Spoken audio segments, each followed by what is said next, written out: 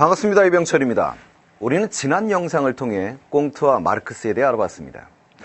이들은 많은 부분에서 대립된 생각을 가지고 있지만 사회 구조가 개인의 행위를 결정한다고 본 점에선 공통점을 가지고 있습니다. 우리는 보통 이런 관점을 거시적 관점이라고 부릅니다. 거시적 관점은 사회 전체에 대한 연구를 통해 사회 현상을 설명하려는 관점입니다. 예를 들어 마르크스는 생산 관계에 따라 지배 계급과 피지배 계급이 나눠진다고 주장했지요. 이처럼 초창기의 사회학은 거시적 관점을 가지고 출발했습니다. 그러나 곧 이런 주장에 반대하는 관점이 나오기 시작했는데 그것이 바로 미시적 관점입니다. 미시적 관점이란 작은 부분을 통해 사회 현상을 설명하려는 관점입니다. 쉽게 말해 개개인이 어떤 생각을 가지고 어떻게 행동하느냐가 전체적인 사회 현상을 만들어낸다고 보는 관점이지요. 거시적 관점과 미시적 관점을 비교하는 가장 일상적인 예를 들어보겠습니다. 최근에 이슈가 되고 있는 하위 실종을 사회학적 관점으로 한번 바라볼까요? 최근에 길을 가다 보면 많은 여성들이 매우 짧은 치마를 입고 있는 현상을 볼 수 있습니다. 거시적 관점에서는 이에 대해 경기가 어려워질수록 여성들의 치마 길이가 짧아지는 경향이 보인다라는 해석을 내놨습니다. 경제 상황이라는 거시적 원인으로 짧은 치마 유행이라는 사회 현상이 나타난다고 분석한 것이지요. 그러나 반대로 미시적 관점에서는 개인의 선호 변화를 원인으로 봅니다. 즉 여성들이 짧은 치마를 입고 자기 만족을 느끼는 경향이 늘어났다는 것입니다. 그 결과 하위실종이라는 사회현상이 나타났다고 보는 것이지요. 이처럼 미시적 관점은 기존의 거시적 관점과 다른 방식으로 세상을 바라봅니다. 사회학에 이런 관점을 도입한 사람은 바로 막스 베버였습니다.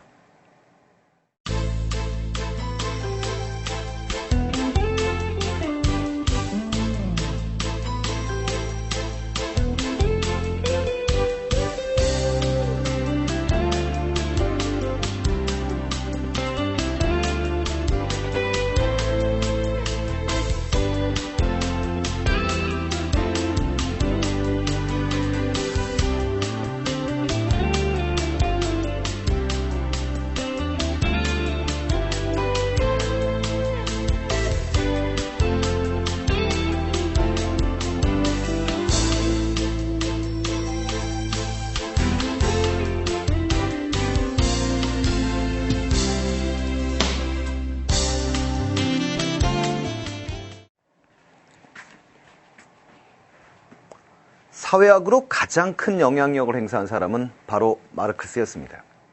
물론 그의 예언이 적중한 것은 아니지만 그의 사상을 기반으로 소련이라는 공산주의 국가가 탄생할 수 있을 정도였지요. 따라서 많은 사회학자에게 마르크스는 반드시 넘어야 하는 큰 산과 같았습니다. 마르크스를 비판했던 수많은 학자들 중에 가장 뛰어난 사람이 바로 베버입니다. 그는 단순한 비판을 넘어 미시사익이라는 새로운 분야를 개척했죠. 마르크스는 자본주의의 발전을 생산 관계라는 경제적 측면에서 설명하려 했습니다. 그러나 베버는 그 원인을 정신적인 요인에서 찾았습니다. 그러면서 그는 프로테스탄티즘, 즉 개신교 윤리로 인해 유럽 사회의 자본주의가 발전했다고 주장합니다. 여러분 개신교가 뭔지는 잘 모르시나요? 개신교란 16세기 종교개혁을 계기로 카톨릭에서 분리되어 만들어진 기독교를 말합니다. 우리가 흔히 볼 수 있는 빨간 십자가는 거의 다 이 개신교입니다. 우리가 일상생활에서 볼 수 있듯이 개신교에서는 개인이 부자가 되는 것을 부정적으로 보지 않습니다. 오히려 긍정적으로 보는 경향이 있습니다. 그래서 그런지 개신교의 목사님 중엔 간혹 많은 재산을 가진 분들을 볼 수가 있습니다. 베버는 개신교의 이러한 성격이 중세 유럽의 자본주의를 발전시켰다고 주장합니다. 이를 증명하는 그림 한 편을 볼까요? 아내는 성경을 뒤적이고 있고 남편이 옆에서 돈을 세고 있습니다. 이 그림에는 부의 추구가 신앙생활에 위배되지 않는다는 생각이 반영되어 있습니다. 그런데 일찍이 예수님이 부자가 천국을 가는 것은 낙타가 바늘구멍을 통과하기보다 어렵다라고 말씀하셨습니다. 원래 기독교는 개인의 부를 긍정적으로 보는 종교는 아니었었습니다. 그렇다면 왜 유독 개신교에서는 개인의 부를 긍정적으로 보는 시각이 발생한 것일까요? 16세기에 종교개혁을 이끌었던 칼뱅은 예정설을 주장했습니다. 예정설이란 인간이 지옥에 갈지 천국에 갈지가 이미 정해져 있다고 보는 주장이지요. 이해를 돕기 위해 당시 개신교도들의 논리 구조를 살펴볼까요? 인간이 지옥에 갈지 천국에 갈지는 미리 정해져 있다. 그런데 천국에 갈 사람이 삶이 결코 불행할 리가 없다. 따라서 부자가 된다는 것은 내가 선택받았다는 증거이다.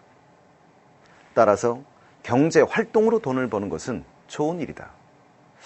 정말 엄청난 응용력이지요? 물론 여러분들이 보기에는 뭐 이런 억지가 다 있나 싶겠지만 실제로 당시에 많은 사람들은 예정설을 이렇게 해석했습니다. 예정설을 주장한 칼뱅도 자신의 주장이 이렇게 응용될 수 있을 거라는 상상조차 못했을 겁니다. 베버는 이에 근거해서 예정설을 해석하는 개인들의 태도, 행위가 자본주의를 발전시켰다고 주장합니다. 베버는 인간 하나하나가 변화를 일으키는 원동력이라고 주장을 한 것이지요. 베버에게 있어 인간은 자유롭게 행위하고 미래를 창조할 수 있는 능동적인 존재였습니다. 이는 다른 사회학자들이 인간을 수동적인 존재로 본 것과 매우 대조적인 것이지요. 베버의 사상은 사회학의 미시적 관점이라는 새로운 바람을 불러왔습니다. 그는 사회 구조보다 개개인의 행위에 중점을 두고 사회 현상을 이해하려면 배후에 있는 의미를 이해해야 한다고 주장했습니다. 이것이 우리가 사회문화에서 배우는 방법론적 이원론의 시작인 것입니다. 인간의 내면적 동기를 이해하기 위해서는 자연과학의 연구 방법과 다른 방법을 사용해야 한다는 것이었지요. 베버의 이런 사상을 훗날 상징적 상호작용론이란 이론으로 이어집니다. 사회학의 관심이 거시적 사회 구조에서 미시적인 인간의 상호작용으로 옮겨간 것입니다. 상징적 상호작용 이론에선 과연 사회현상을 어떻게 설명하려 할까요? 그럼 다음 시간에는 이에 대해 공부해 보도록 하겠습니다.